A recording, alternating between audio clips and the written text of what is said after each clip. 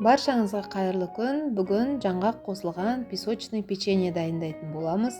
Ол үшін бізге бөлме температурасындағы сары май, жұмыртқа, құмшекер, қопсытқыш, жаңғағымыздың барлығын қосып миксерлейтін боламыз.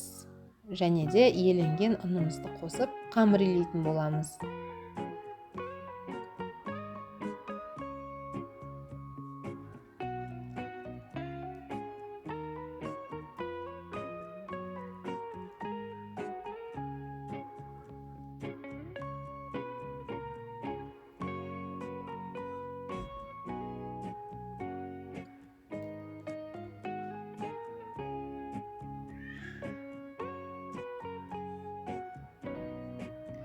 Менің каналыма тіркеліп, лайк басып, пікір жазуды ұмытып кетпеңіздер. Дайын болған қамырымызды салатанға салып 15-20 минутқа холодильникке салып қойсаңыздар болады.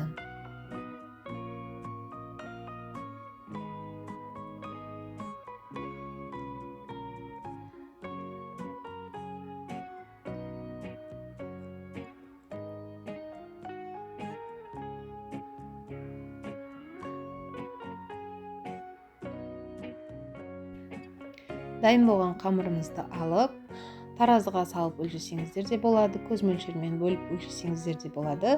25-30 грамның аралығында осындай қамырымызды бөліп, домалақтап, формамызға салып, табамызға салып, қызып тұрған пеште 30-35 минутқа пісіріп алсаңыздар болады.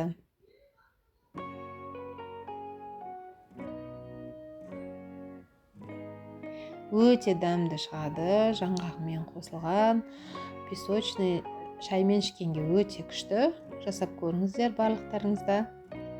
Мен осы дайындағаным 2 тарелка шықты.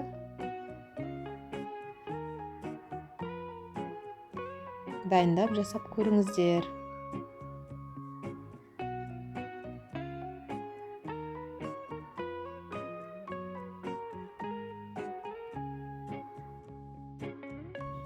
Печеньеміз дайын болды. Енді осыны тарелкаға салып, бетінен сахарный пудра сеуіп қойсаңыздар да болады, немесе шоколад, өз қалауларыңыз бойынша.